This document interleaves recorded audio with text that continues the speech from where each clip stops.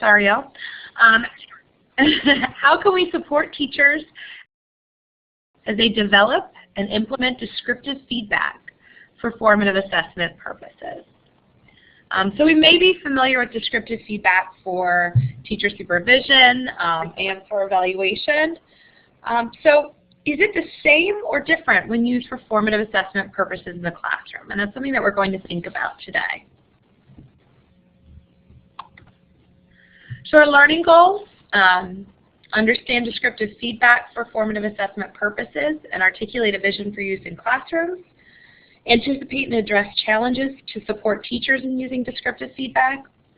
And consider alignment between descriptive feedback practices and other instructional feedback practices or processes. So if you could just type in the chat a few words or phrases that resonate at this time in the learning goals.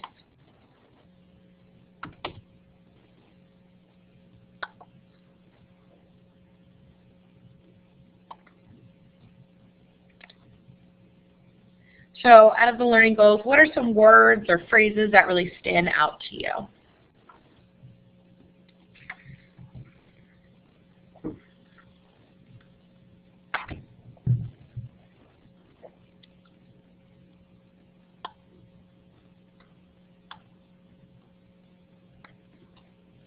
Let me see, we're typing.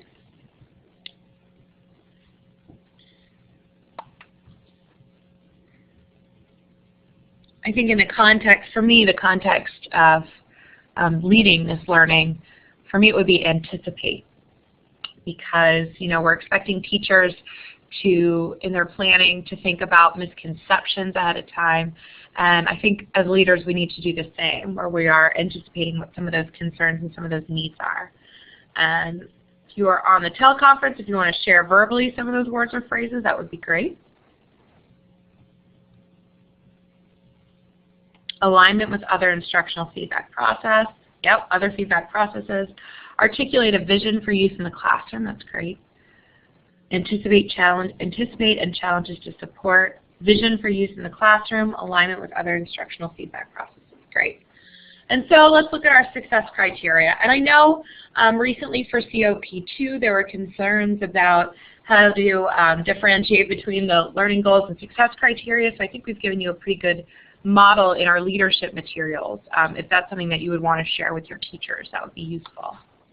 So our success criteria, you'll know you're being successful when you can. Whoops, sorry, I went a bit far on there. Explain what descriptive feedback is and the role it plays in formative assessment. Clarify how descriptive feedback connects to learning goals, success criteria, and learning progressions. Recognize potential challenges related to leading and supporting teachers in using descriptive feedback and identify strategies for addressing them. And identify leadership practices that can strengthen or advance your school's current stage of implementation.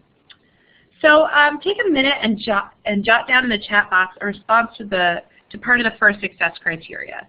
So in your mind, what is descriptive feedback?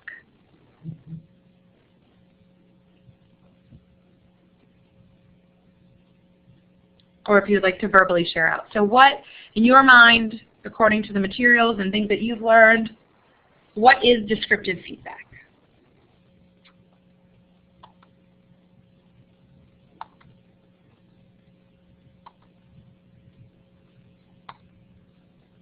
Great, feedback that gives students next steps.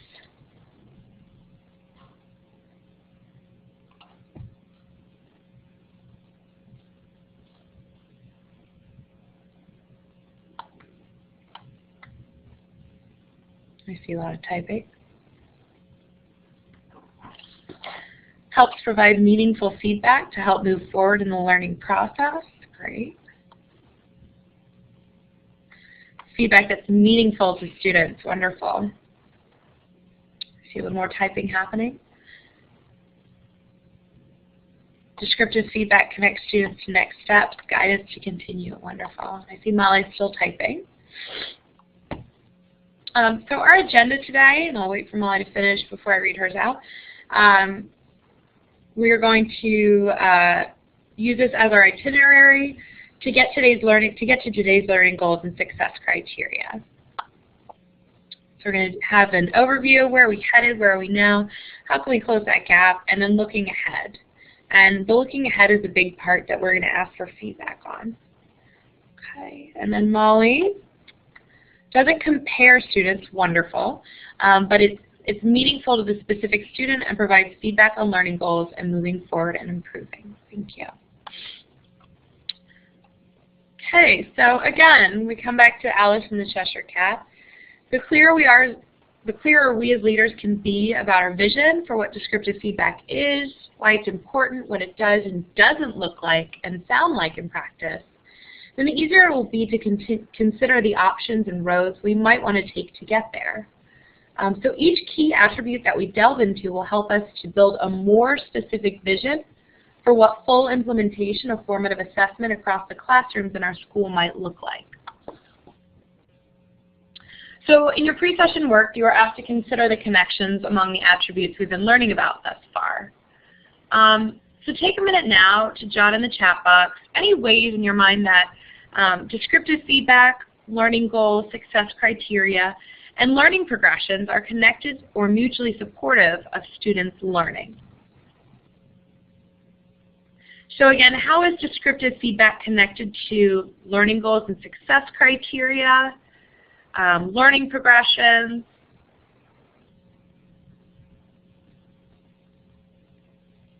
Again, if you are able to speak or you called in, you are more than welcome to share now. This is Ann. I think if teachers and students both know the learning goals and the success criteria and the progressions, then you have something to base your descriptive feedback on. You can keep referring back to the goals and the success criteria. So everybody is on the same page and understands what we're working towards. Great, thank you. Molly says the feedback should connect to the learning progressions and success criteria. Great. And I think that's something that is really important to emphasize, and it goes along with the fact that feedback does not make comparisons. So it's all connected to their learning. All the feedback relates to what the expectations are. So these are important considerations that we really don't want to lose sight of. We're ultimately aiming for effective and consistent, and as we've said before, that consistency is the most important word there, implementation of all 5 key attributes that are addressed in the FAME modules. So becoming skillful with one of these is useful. However, formative assessments only occurring in classrooms when all of these are implemented together. So today's focus on understanding descriptive feedback is one step toward this goal, and it really helps bring together all of the elements of formative assessment. Let's see, share out a little bit more. And Doug shared with us, I believe all 3 are completely connected. Feedback is most meaningful when it connects to goals, criteria, and progressions. It adds depth to the learning for students. Great. I see Mike is typing, Michael Brown is typing as well.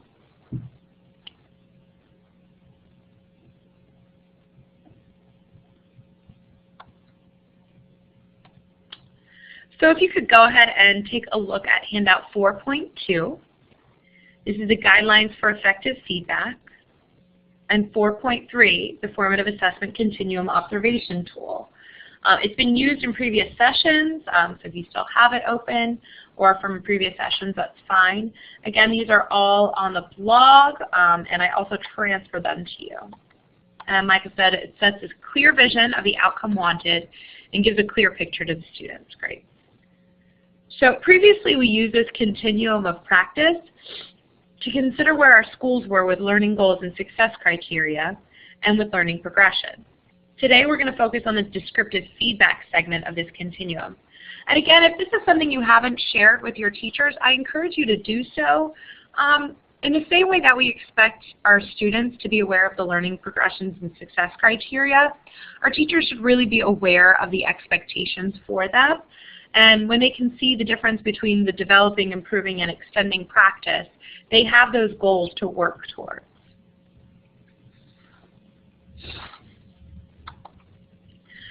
So to begin our discussion of descriptive feedback, we'll draw on the video clip from the pre-session activity. We'll review the video together and a few of the comments made. In particular, ask yourself where this classroom would fall on the continuum of practice for descriptive feedback. What evidence do you have to support where you located this teacher along the continuum?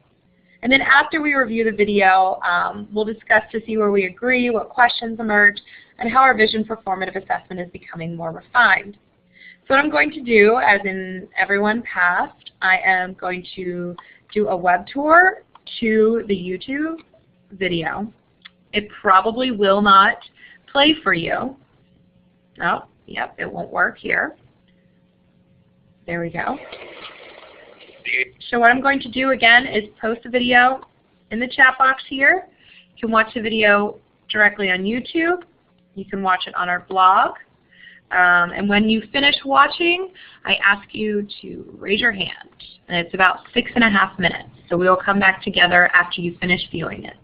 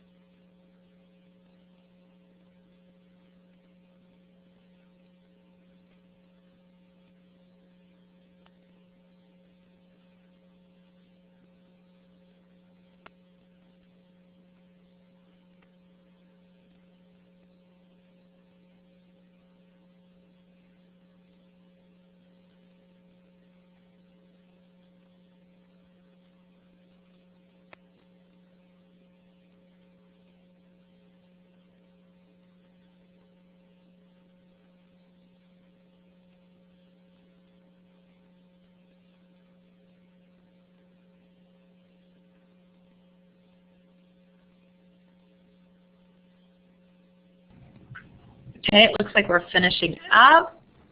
So I'll give people just another minute to reflect and take a look at the continuum of practice on 4.3. So just take a minute to think about where you think the teachers would fall on that continuum of practice in descriptive feedback, and think about some of that evidence if you want to start typing in the chat box.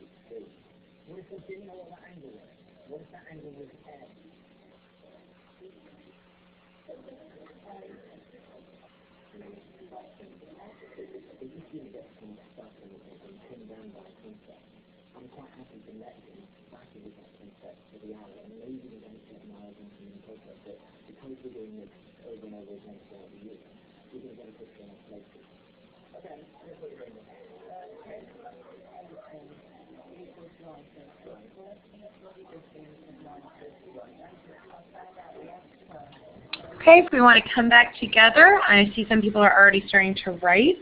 But go ahead and take a look at 4.3, the continuum of practice, on, I believe it's the third page. Yep, third page. So looking at the continuum of practice for descriptive feedback.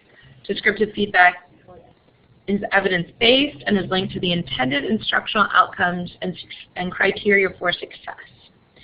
So thinking about the developing, improving, and extending practice, where do you think this teacher would fall and why?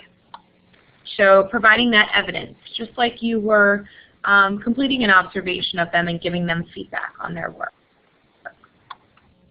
So go ahead and start typing in the chat box, or if you have called in and have the capability to talk, you may go ahead and start talking now.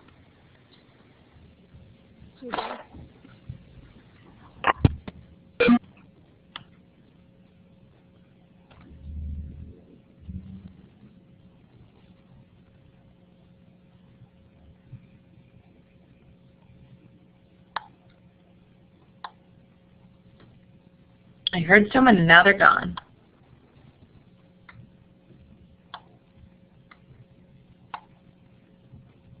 Okay, I see Doug is typing. So if you want to go ahead and share where you think they would fall on that continuum and why. And that evidence is very important, especially if you're working and discussing with the teacher. I'll give you some appropriate wait time.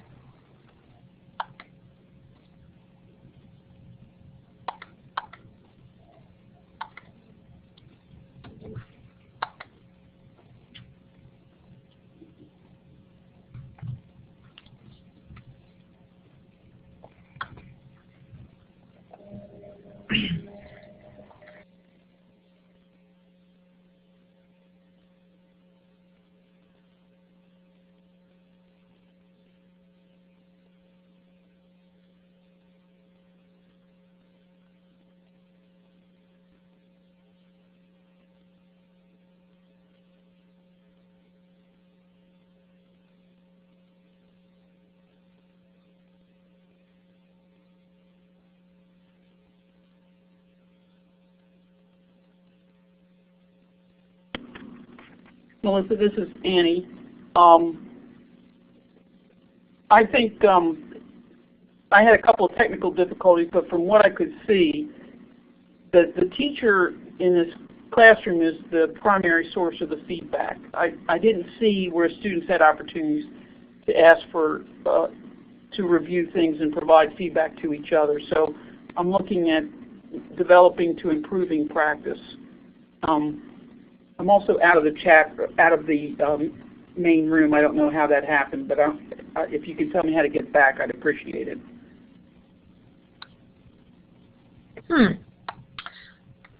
I will try to figure that out for you. I think we're having quite a few technical difficulties today. I've been kicked out myself before, so I'm not sure what is happening. I would try logging back in now, if possible.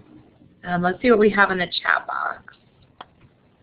Molly said the teacher asked thought-provoking questions that pushed students in their understanding of the concept. Students had time in groups and independently to revise their work based on the teacher's feedback. Okay, so thinking about where would we see them? Would we see them in improving, developing, extending? Let's see, Doug. Hold on. Students were able to go beyond what the teacher was hoping. Great. The lesson aligns to many criteria. The teacher allows students to grapple and seek clarification by working together through the concept. Great. I would place the teacher somewhere between improving and extending practice. The one question that I have is how the students know and understand the success criteria. I do not recall hearing the teacher or student speak to it. It's my sense that the classroom does have strong vision. There's common understanding about what is expected. That's great. So let's see if we have any strong areas of agreement.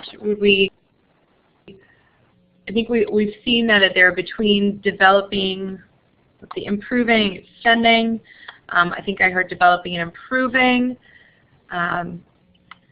So what do we think could really push them over the edge? If you were going to give them some feedback on how they deliver and facilitate feedback in their classroom, what would you say to them? How would you recommend they move forward with their work? And go ahead and type that in the chat box, or Anne, if you want to share out. So again, what advice would we give them? What would we like to see more of?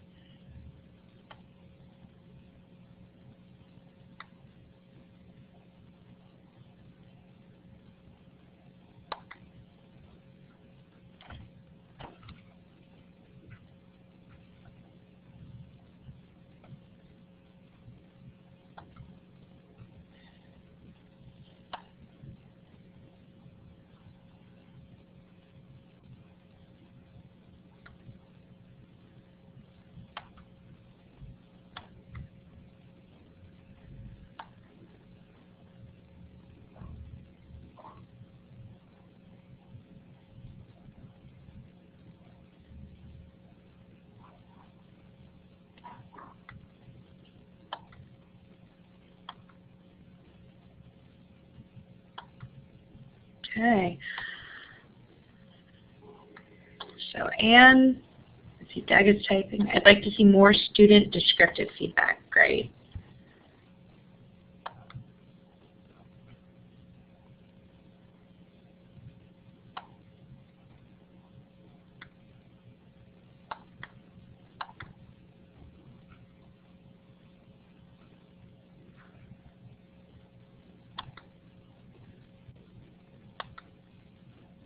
Okay. I think it would be good if students, were offering descriptive feedback. I'd also like to see the success criteria for the lesson. Wonderful. And I will share that we put together a brief presentation on descriptive feedback that will go up on our blog very shortly. I wanted to make sure that we had all of our resources together before it went up. I had the opportunity to share it at Benjamin Stoddard Middle School in Charles County, and with Doug's group, Roberto Clemente, in Montgomery County, and we will put those resources up. We do know that teachers will be getting to the descriptive feedback module, but it is something just to start that conversation because it's something that teachers have said they want more information about now, even though it is coming down the pipeline. So Doug said, my feedback would include some questions about how students effectively provide feedback to one another and how this feedback captured. That's great because we need to think about those next steps and how students will have that information so they can create those next steps. In this math classroom, students talked and wrote down their thinking through a pool table activity. But how are students taught to provide helpful feedback to one another? Is there a helpful and support protocol that can be used by all students? Great. That is important to think about. So we're seeing that we want more peer support and peer feedback in this classroom. So from this, let's look at bullet point number 3. What new ideas and specifics are we adding to our vision of formative assessment based on this discussion of feedback? So if you want to think about this, and think about how you'll communicate this with your teachers. So what are we now seeing that sort of is shaping our vision about formative assessment? Go ahead and share that in the chat box.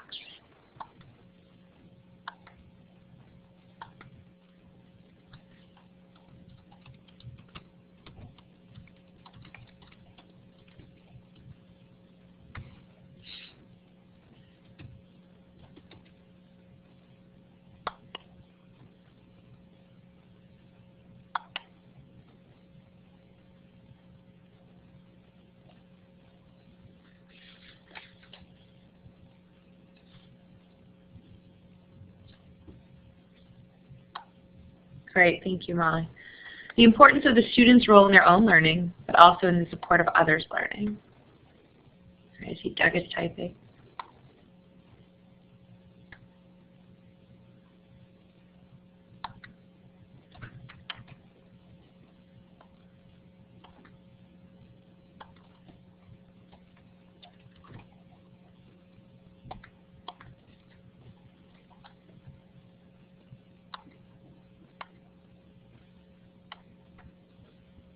See, several people are typing. To me, once we get to the place of effective and ongoing feedback to students, we're completing the cycle of learning. Great. This is really important to share with teachers when it comes to a vision. The vision is that teachers are implementing the cycle continually when teaching students. Wonderful. And I think I'll let Suzanne and others finish typing, but I think that we're starting to come to a realization, and teachers are as well, that the feedback does not necessarily need to be given by the teacher at all times. And that's something with some of the videos shown that we start to realize. Students need to be taught about descriptive feedback and how they will be assisting others, not only themselves in learning. Wonderful. Thank you, Suzanne. So where are we now? So we've sharpened our vision now of where we're headed, and we have a clearer understanding of how descriptive feedback is key to formative assessment practice. But remember, though, that getting to full implementation will depend on our answers to 2 key questions. What's happening in our schools right now, and what tools and resources are available to help you move towards your vision of fully implemented formative assessment. So let's check in on where your school is now. Remember how to use the polling options. I will just quickly make that poll. Here we go. So let's take a poll to get a sense of the group. Please use the polling tool to indicate the extent to which descriptive feedback is being used for formative assessment purposes at your school at this point in time. Select A if your school is not yet represented on the continuum of practice and teachers may be just beginning to discuss, explore, and or define this idea of descriptive feedback. Or perhaps the school is just getting started considering formative assessment more generally. Select B, C, or D as described on a continuum of practice. And so that poll you will see is next to the hands raised sign. And in just a moment, I will post this to our whiteboard so we can all see the results.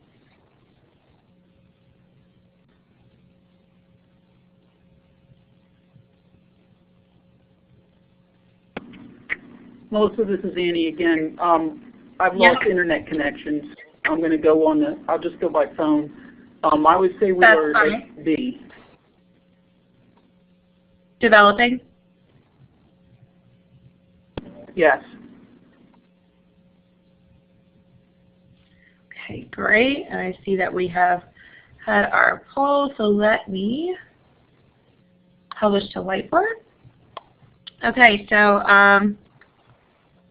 Well, a few of us didn't respond because we're MSDE.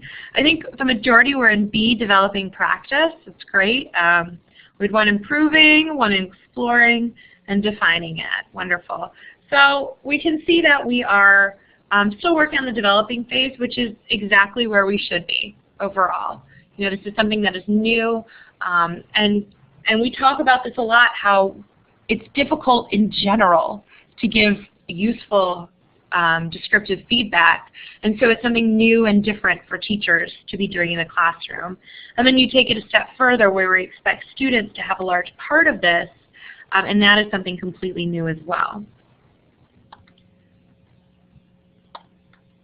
So moving forward in our group here, what evidence can you describe about current practices with descriptive feedback in your school's classrooms across grades and content areas? In general, where would you place your classrooms on a continuum? So we see that overall, we're at a B. We're at developing. And so what additional evidence do you need to fine-tune your current perceptions? So let's start with the first one. What evidence can you describe about current practices with descriptive feedback? If you want to give one quick anecdote, one quick example, that would be great. If you want to type them in the chat box, or if you want to verbally share out.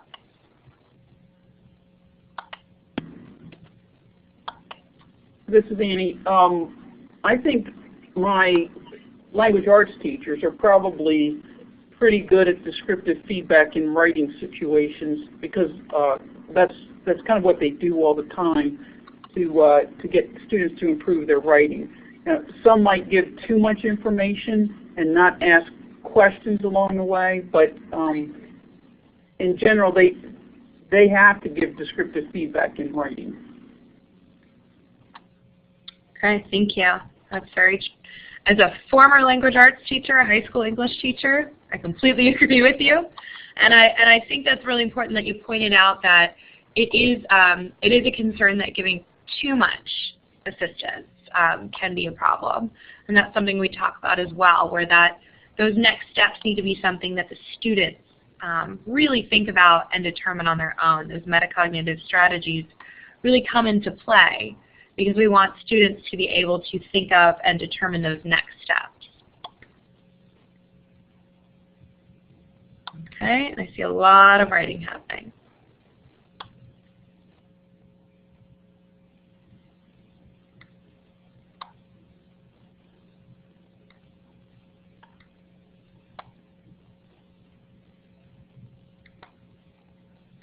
Okay, so feedback is given by teachers and is often more than is necessary for students to explore a concept. Yep. Students are not giving feedback. Great. Thank you, Molly. I see more writing happening.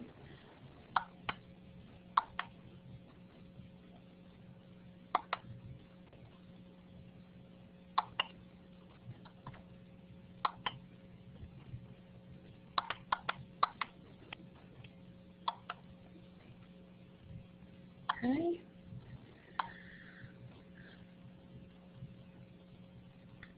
Okay, the COP at Clemente Middle School is really just getting to learning about descriptive feedback. I place our teachers at developing specifically for feedback. I would need additional observation data to comment further. Thank you, Doug. Our third grade teachers provide detailed information to their students. They conference with the children and ask guiding questions to help students discover areas of needed improvement. Great, thank you, Mike. And just to point out, Mike is at an elementary school that has a large early ed component, and when we were talking about at the COP about creating success criteria with students, the kindergarten teacher said, oh, that's not difficult. And I just like to think about the fact that kindergarten teachers say that getting students to come up with that success criteria is not difficult. The way they framed it is asking the students, what does this look like when you do it well? And thinking about how you can even have that conversation with a 5-year-old. Okay, great. And Suzanne, I agree that ELA teachers are more practiced with descriptive feedback with writing. Math teachers are giving more feedback, but the students are not necessarily giving the feedback to peers. Great.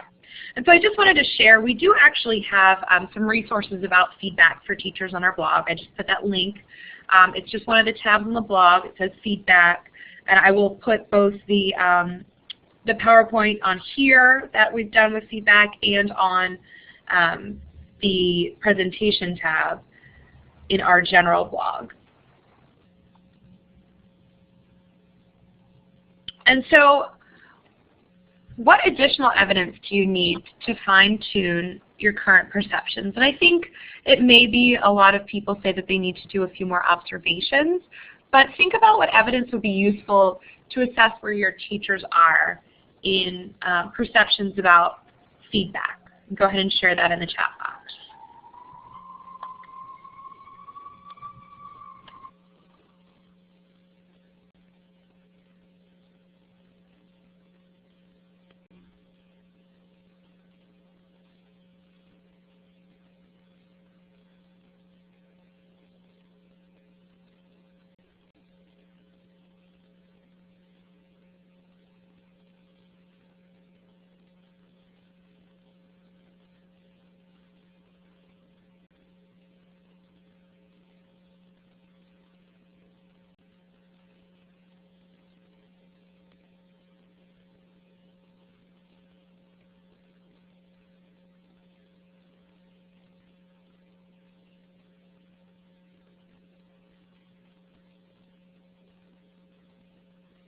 And think about some ways that you could collect this information without simply observations as well.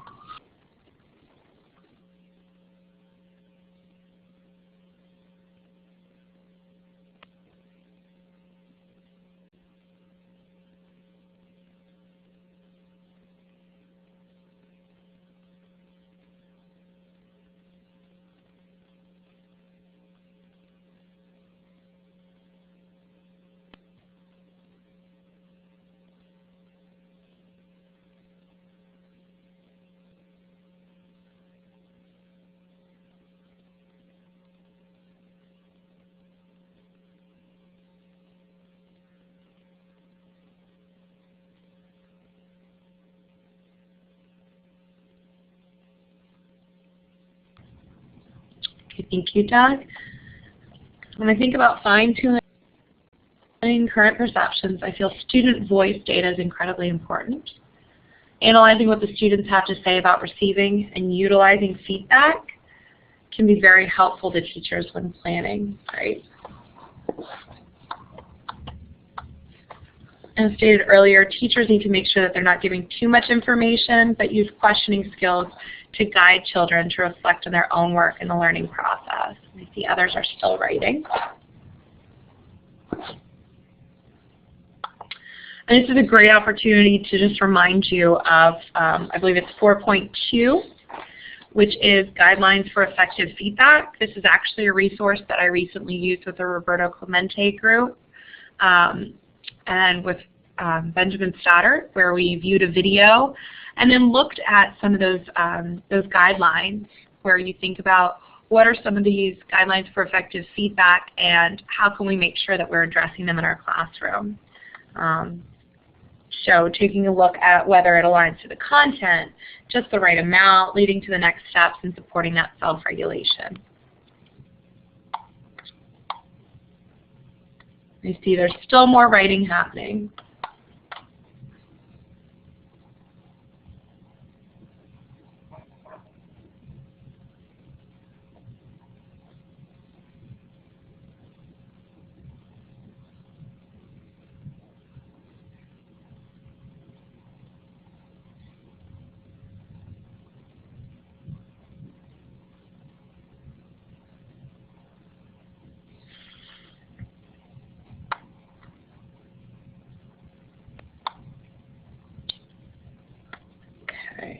And Molly, thank you. Teachers give too much information, right? Because they mark their success by the number of students that get the right answer. I think we need to move away from right or wrong answers and focus more on the learning process as students begin to gain conceptual understanding. Thank you. So as a wrap and in consideration of the next section, let's reflect on the following as we begin to think forward. Enter in the chat box your first thoughts about any of the following issues when you consider implementing descriptive feedback for formative assessment purposes at your school. Make sure to start your chat with a relevant stem, such as, one challenge ahead is, an emerging issue at my school is, I anticipate that teachers will need, or I need to secure some particular resources. Without the STEM, it'll be hard to follow the group's ideas. So in particular, try to link up your comments with someone else's if you see connections. So thinking forward, what are some of the challenges ahead? An emerging issue, I anticipate that teachers will need, or I need to secure blank. And please make sure you use that STEM in the beginning of your response in the chat box.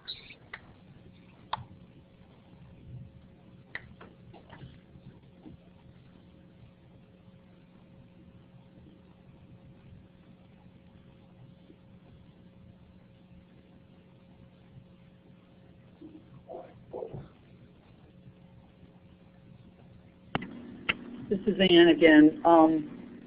There's two emerging issues that we have. One is how to mesh formative assessment with our grading process and make it work. And the other emerging issue that we have is among the math teachers.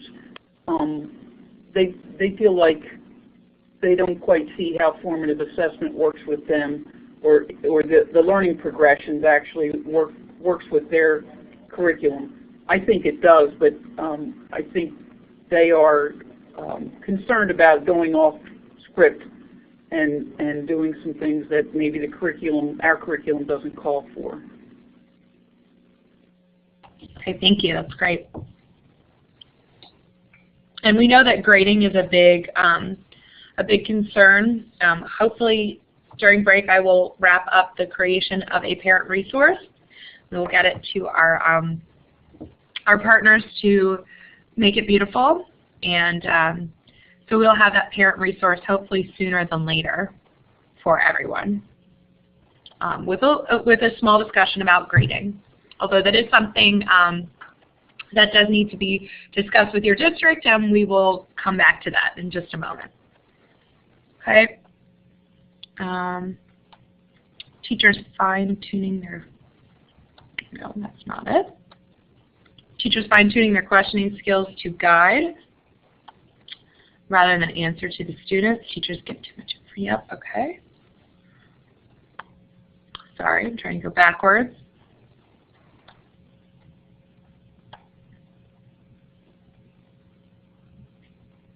I anticipate that Doug said, I anticipate that teachers will need the opportunity to understand how descriptive feedback is treated differently in specific subject areas. Yep. And as a former English teacher, I know how I treated feedback but recognized it was different in another teacher's classroom. To effectively support one another, teachers will need time to figure out these differences. Great.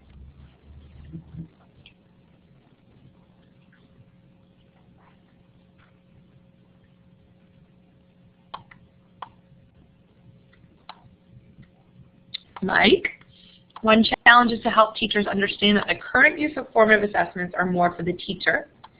We need to move towards the use of formative assessment for student use. Thank you, Mike. That's very true. And I think that is something that we are hearing more and more overall, that teachers are starting to realize.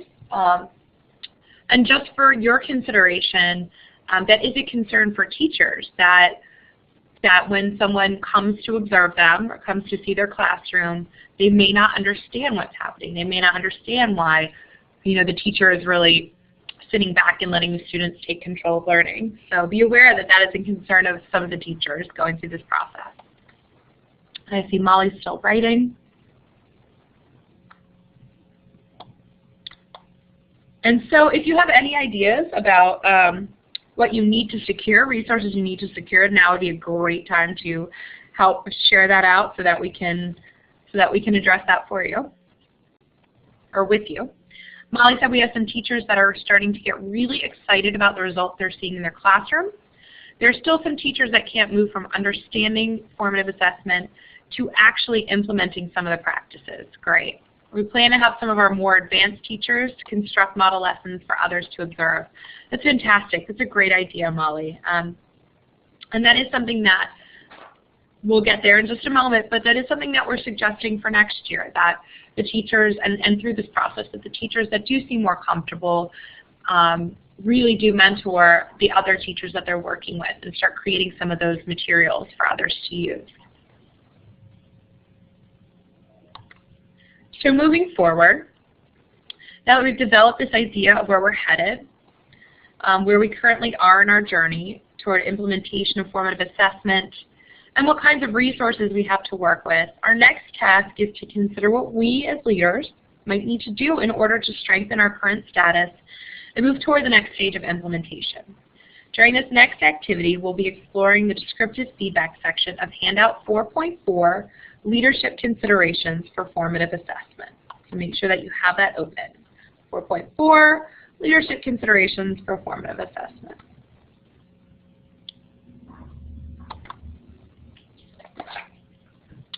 So, you can see from returning to page 6 of this document that using descriptive feedback is a topic that teachers address in FAVE Module 3. So this is coming up very quickly.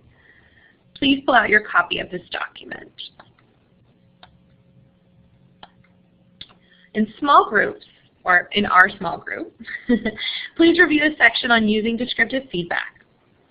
Identify the issues that in the document that resonate for you in your context or are aligned with your teacher's concerns. What other issues do you anticipate might arise? Then review leadership responses. Are there any responses that would be helpful to you in addressing anticipated challenges, issues, or concerns? What other leadership responses can you generate to address some of the challenges you anticipate facing? What can you do now to avoid having issues arise as teachers get into the content of Module 3? So we're going to start out with the first part. What are the issues that resonate for you in your context or are aligned with teachers' issues and concerns? And this is on page 6, Module 3, the top part, potential issues using descriptive feedback. So start by discussing in the chat box or orally which of these issues you think your teachers will be facing.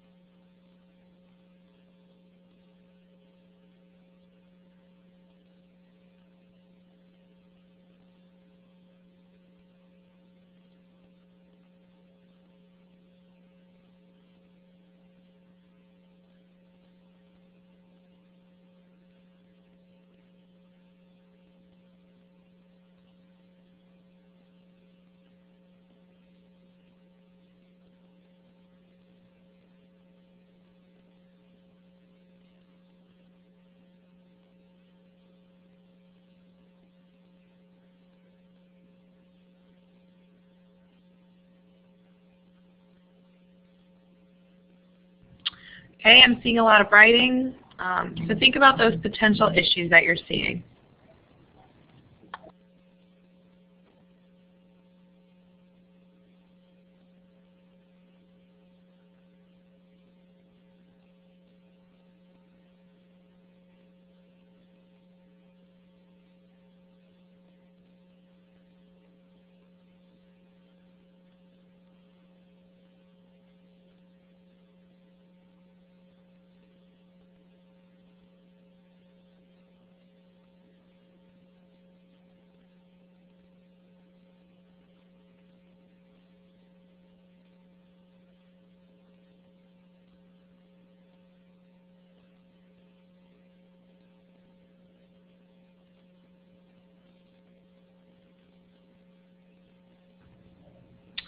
Okay, Molly, grading. We are so in tune with recording grades in our gradebook that it becomes scary for teachers to rely less on a number and more on anecdotal notes or observations to justify student progress. We plan to educate our parents at the end of the school year and at the beginning of next school year on formative assessment so they're on the same page. Great. Suzanne said time for students to act on the feedback they received. Yeah. Grading for the teachers who unfortunately need to produce so many grades as per policy. Okay, and I think as we move forward, we'll take that into consideration, some resources that would really be useful while talking about grading. I know that Susan Brookhart has a lot of research out there as well. And I think framing that conversation and discussing that in advance is really useful. So Doug said one potential issue that will almost certainly arise at my school is number 3 about grading. Our school leadership team has struggled to find time to effectively upgrade our grading and reporting procedures. Hence, having the important conversation about grades not being an effective form of feedback is enormous. Thank you.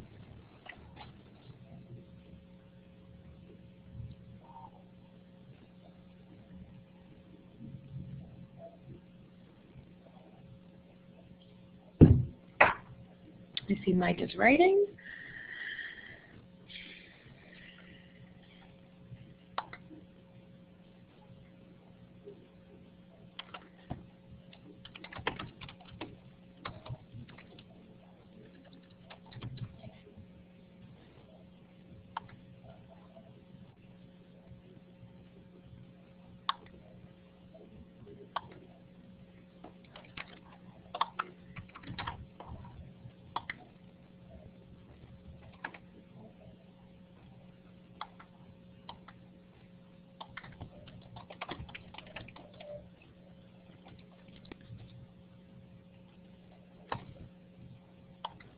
Okay.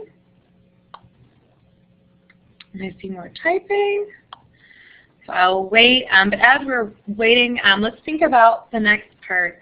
Are there any responses that would be helpful to you in addressing anticipated challenges, issues, and concerns? So what leadership responses do you see here that may be useful, or other responses that may be useful as well?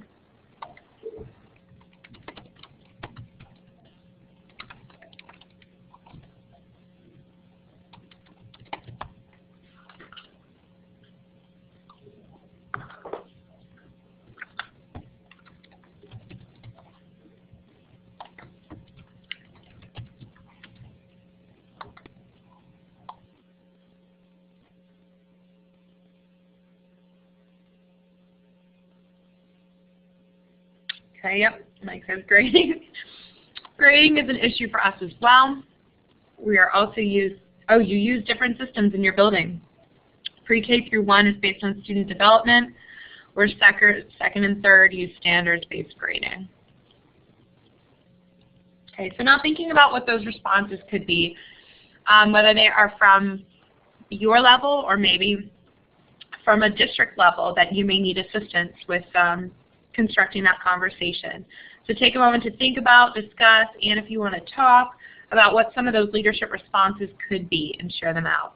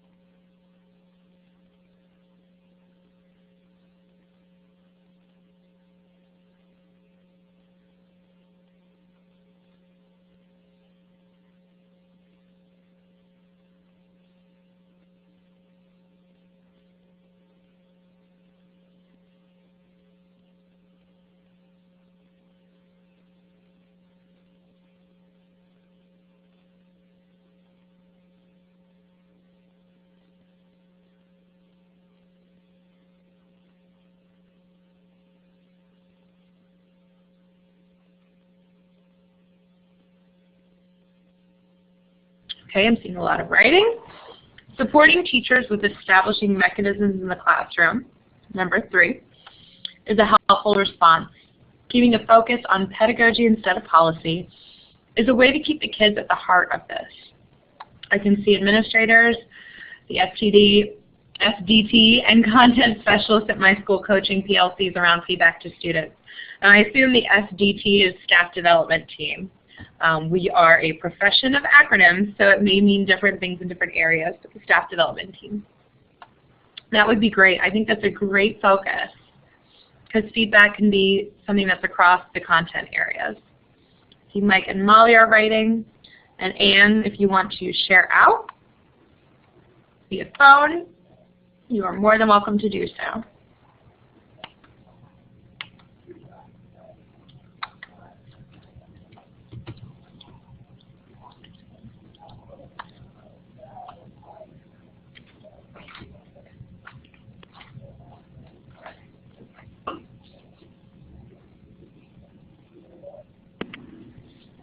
I think that if I can get my teachers to work together to strengthen examples of feedback, that the second item, it would really be a good thing because, you know, different departments have different issues and different ways of feedback. So if I can get those departments to work collaboratively with that idea, it would be good.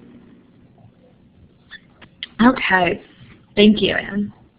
Mike said the 2 systems for grading was set at the district level.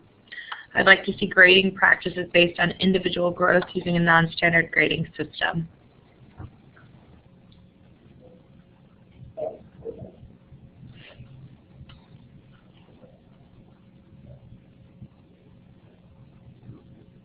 Okay, and I'm seeing more writing. I think those models would be really useful. I know that's something that we are hoping to collect throughout the year from all of your teachers. We'll be having them now upload all of their COP materials, their module assignments, so that we can collect and share those examples of feedback, especially for next year. And I agree with the importance of collaboratively developing examples of feedback. It's very important, great. And I think it's important as well so that teachers across the school know what those standards are. And so what those feedback practices are. We know in a number of the schools that we're working with, the FAME team is then sharing back to the rest of the school some of their learning. And this would be a great way of doing that by collaborating and sharing those feedback practices. Okay, so how can we close that gap? So you have handout 4.4, Leadership Considerations, the descriptive feedback section. And I want you to think about which issues, which we just did this, sorry, which issues resonate for you. We did that. So what I'd like you to think about is that third bullet point that you see. What can you do now to avoid issues later? So type in the chat box or share out verbally, what can you do now to avoid some of these issues a little bit down the line once teachers start getting to this feedback module?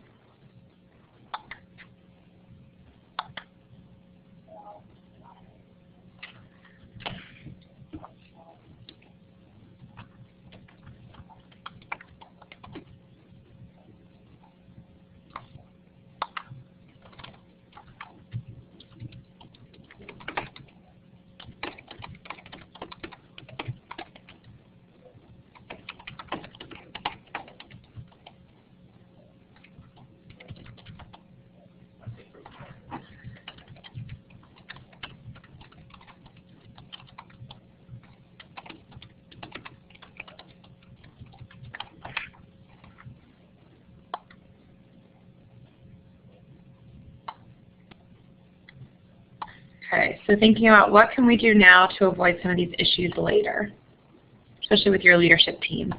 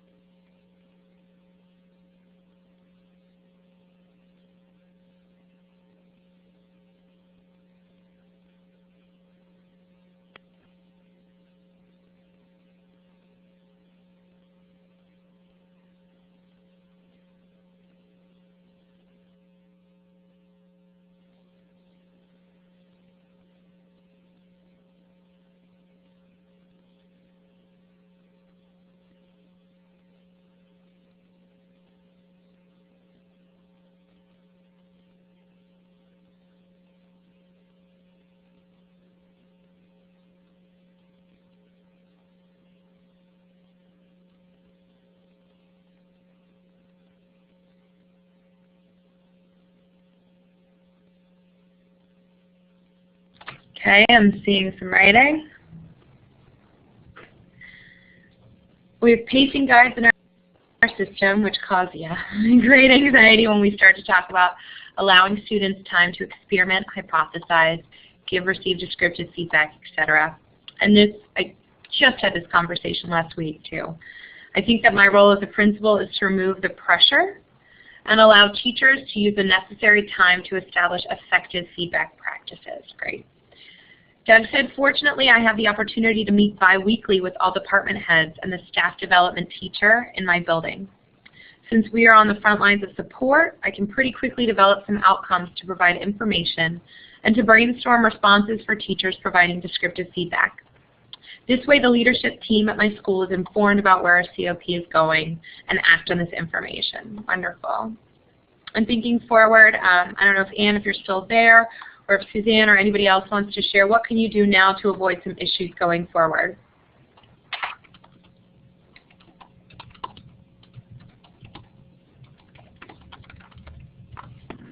I like the idea of meeting with what would be our ICAB, is the lead teachers from each department, to kind of reinforce what we're working on to remove the pressure and to move forward with what we're learning. Great. Thank you.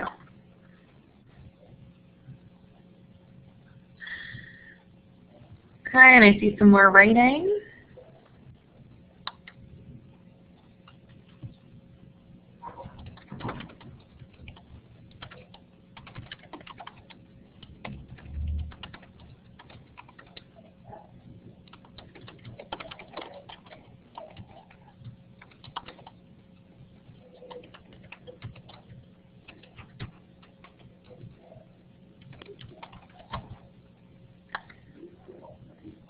Okay, still seeing writing.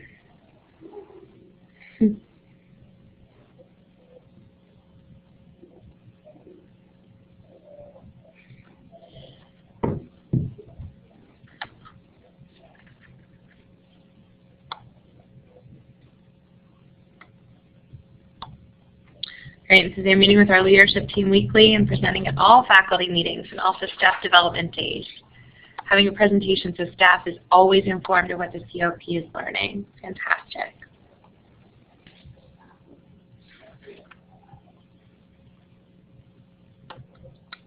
So as Mike finishes writing, we're just going to move forward. We already did this because we shared out a larger group. And so I want you to think about the third bullet point. What do you need to be able to move towards your vision of full implementation? You don't have to respond to that right now because that's something that will be asked for in your evaluation, and that's something that is really necessary, that evaluation, to help us inform the second semester of the school year and how to move forward. And let's see what Mike shared with us. We have members on every grade level in our COP. They work with their team to inform them of the importance of this process. As part of our PLCs, we have teachers model this process and how they move towards having the children take a leadership role in their learning. Wonderful. I just want to point out the fact that we have people all the way from early childhood to high school right now with us, so that's fantastic, and all across the state as well. So successful implementation. Our last piece today is to reflect back on where you started, way back in session 1, when we first started this whole process, or even all the way back to leadership. Perhaps at that time, some of you were thinking about successful implementation of formative assessment like the first image, a fairly simple and straight path, but now we know that it's a little bit more like the image on the right. So to reflect, you'll need to reference handout 4.5, Leadership Strategies by Fix and Stage, as well as handout 4.6, Fix and Implementation Stages Overview, which provides more specific descriptions of each of the stages. So in session 1, you identified your current stage of implementation, and you identified some leadership practices that you felt would be most useful at that point. Given the time frames then, most of you identified either stage 1, exploration and adoption, or stage 2, program installation. As you review the two handouts now, 4 months later, consider where you are now in implementation. We know that most initiatives don't fall neatly into one stage or necessarily into a predictable time frame. Successful implementation can be both messy and organic. With that said, which stage offers the best description of your school's implementation stage now? Has your school moved since we began our work together in September? We'll ask that you respond via poll in 2 minutes after you've had a chance to review the stages again. So that is, again, handout 4.5.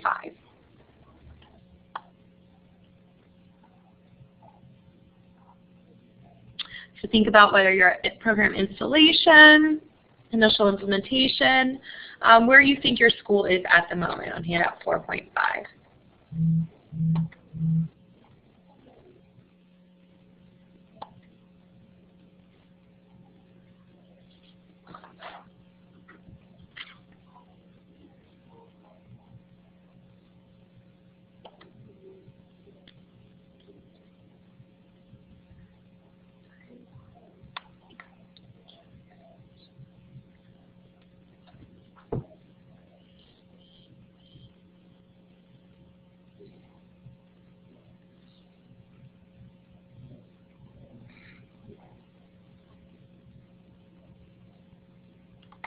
Okay.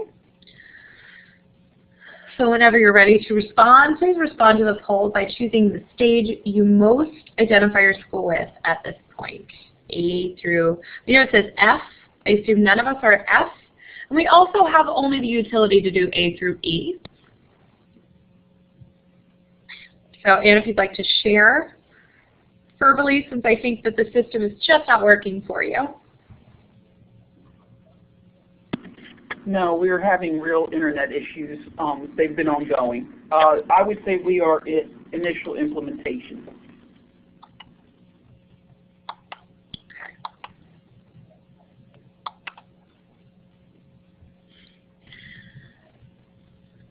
Okay, so that would be C. So let's see if we want to just finish up our poll, everyone, if you could choose one.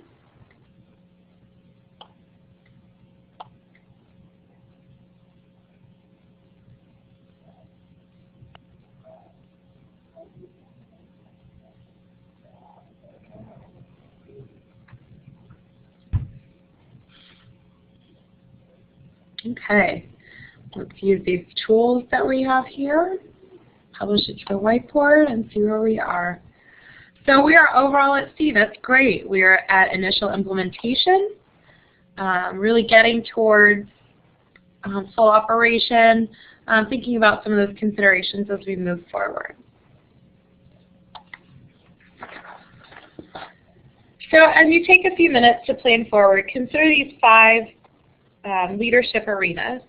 Where will you focus your leadership effort next? And we have shared that Google Doc before. It has also been pushed out to you, that action planning tool. And that is something that we'd like you to complete. We will be hopefully collecting it sometime in January as you are looking forward.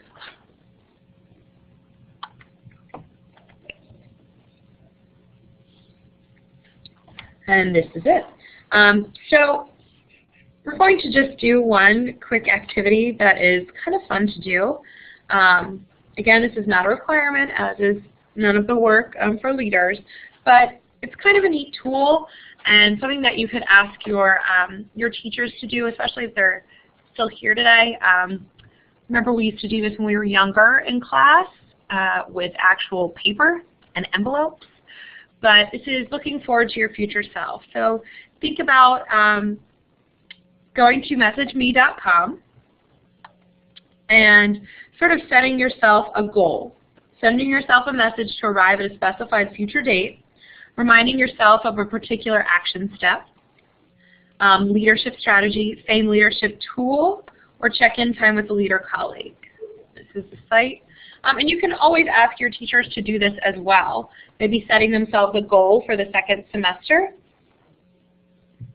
And then I'd like to also just point out some of the other tools that we sent to you at the beginning of the session. the Burns Youth Survey and the Student Survey.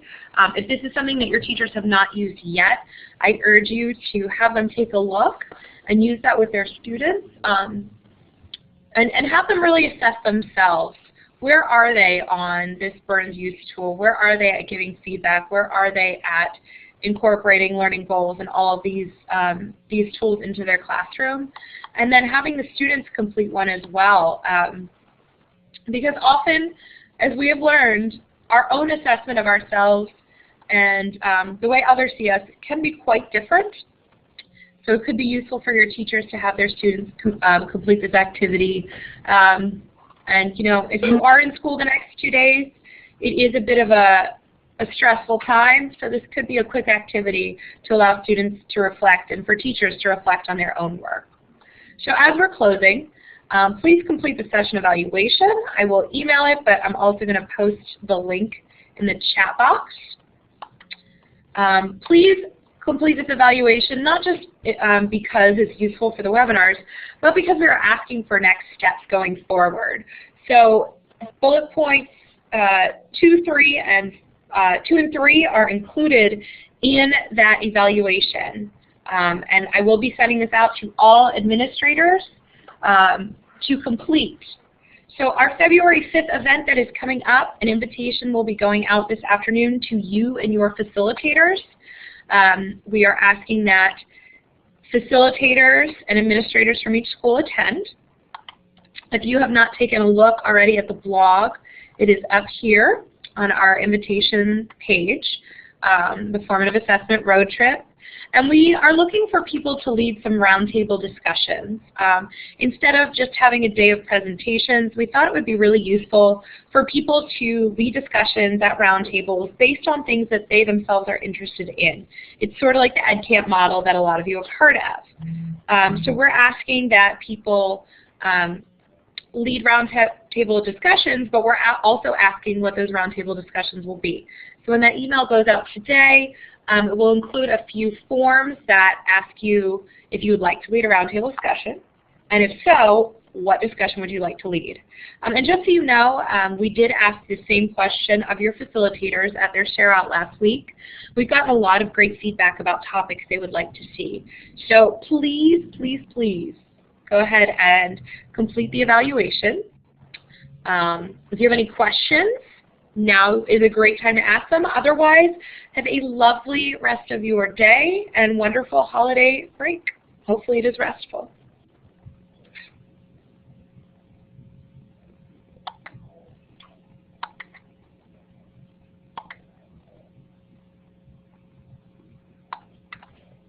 So again, any questions you might have. Thank you, Doug. Have a great break. And just so you know, I will be speaking with the MYP and ID coordinator at Montgomery County. So that is moving forward as well.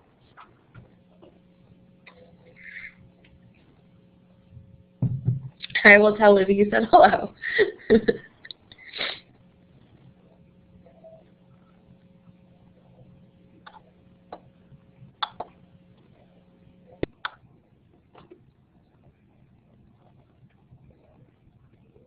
So if there are no other questions or concerns, we'll go ahead and sign off. Thank you for coming today.